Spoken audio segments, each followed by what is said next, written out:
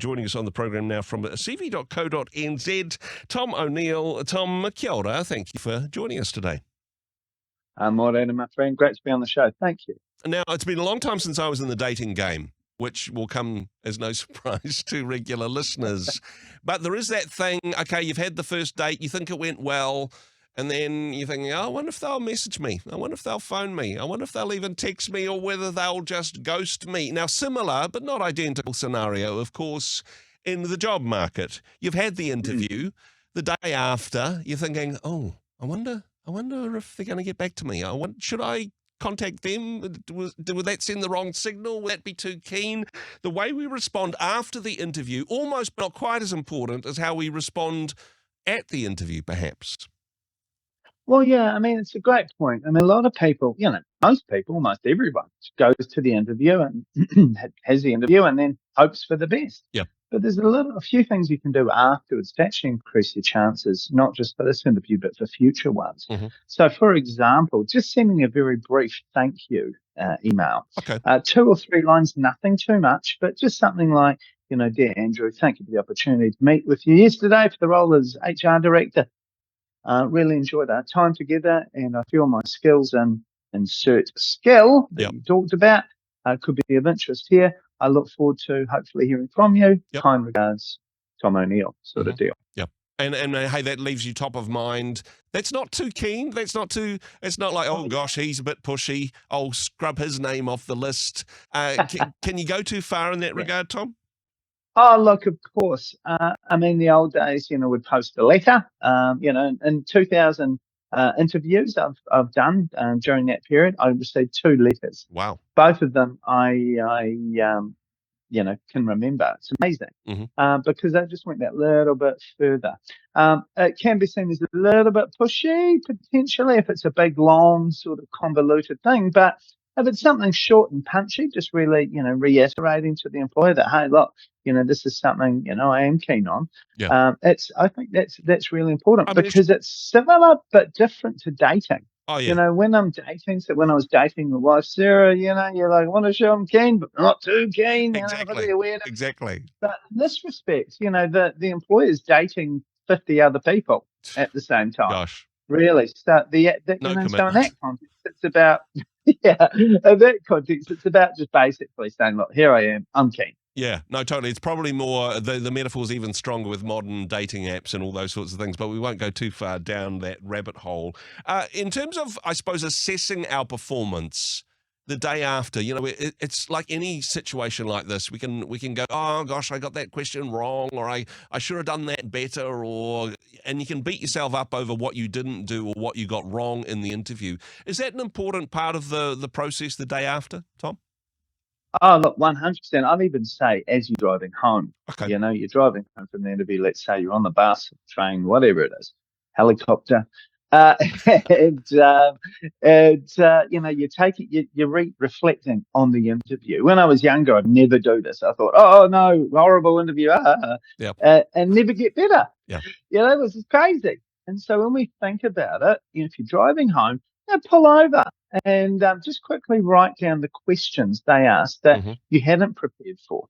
Then when you get home, you can now reflect on those, practice those, and just celebrate where you went well, and also where you haven't gone, quite well as well. Really practice that, because again, with interviewing, people don't practice their interviewing skills. They practice their interviewing skills at the interview.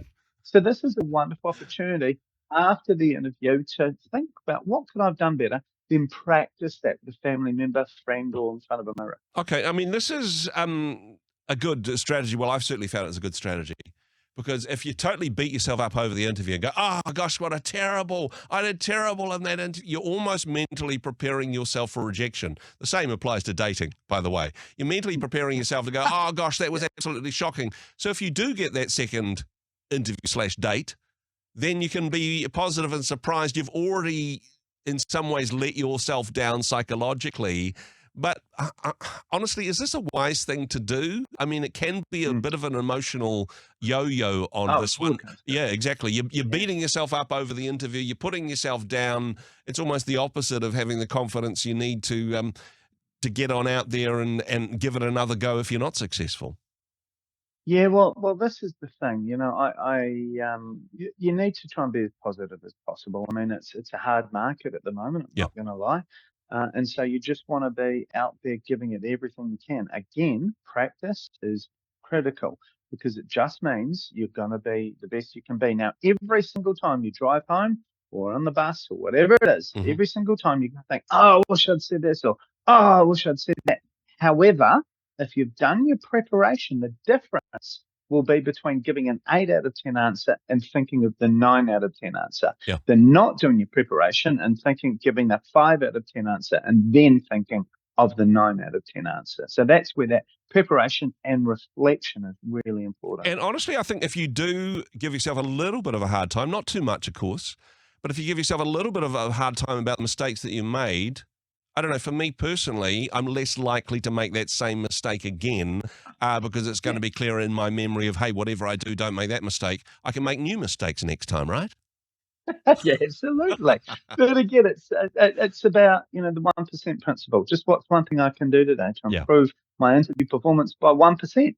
If you improve your interview performance by 1% every time, after five, six interviews cumulatively, it's about 7-8%. Yeah.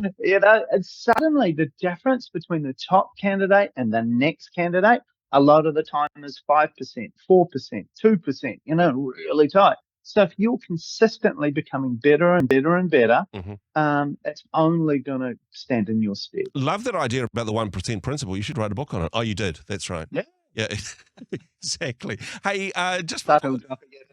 no, well, it's very subtle, very subtle. Speaking of subtle, though, how long should you wait on this one? Hopefully at the end of the interview, that could have been your closing question. When would I expect to hear from you either way? But if it's been a week, if it's been even 24 hours longer than they said it was going to be before they were going to get back to you and you haven't heard anything, when should you initiate and get back to them and perhaps nudge or prompt? Or should you ever do that, honestly? Oh, look, 100% you should. So if an employer says, I'm going to come back to you Wednesday, and they haven't come back to you Wednesday, don't panic. A lot of things happen. People get sick, dogs get to the vet, whatever it is, and so don't panic. But what you do is send a nice, pleasant, professional email. Dear Andrew, good morning, Andrew. Kia ora, Andrew. Yep. Just following up, it's Tom O'Neill here. I'm just following up on the interview we had last Wednesday in regards to the role of HR manager. Just wanting to respectfully ask how the process is coming on. Can I supply any further information to help you with any decision making? Kind regards, Ngā mihi nui, Tom O'Neill. Yeah. And hey, if anything, regardless of how this particular application goes, whether you get a second interview, whether you get the job, it is, I suppose, mentally prepared you for keeping moving forward, keeping doing that 1% improvement, I suppose, keep progressing in the direction that you want to go. Tom, fantastic advice as always. For more on this and other topics, of course, cv.co.nz, and I do recommend that 1% Principle book. It's a great read. Tom, kia ora, my friend. Thanks for joining us today. Look, thank you so much, and have a lovely week. God bless. Hey, thanks very much for joining us in the Rhema studio. Thanks very much for watching the interview. It's kind of nice to have an audience, actually. And if you did like what you watched, then do give us a like, do give us the thumbs up. And if you'd like to see more interviews like that one, or perhaps even better, subscribe and those interviews will come straight to you. Don't forget to turn on your notifications, and we'll see you in the next one. Cheers.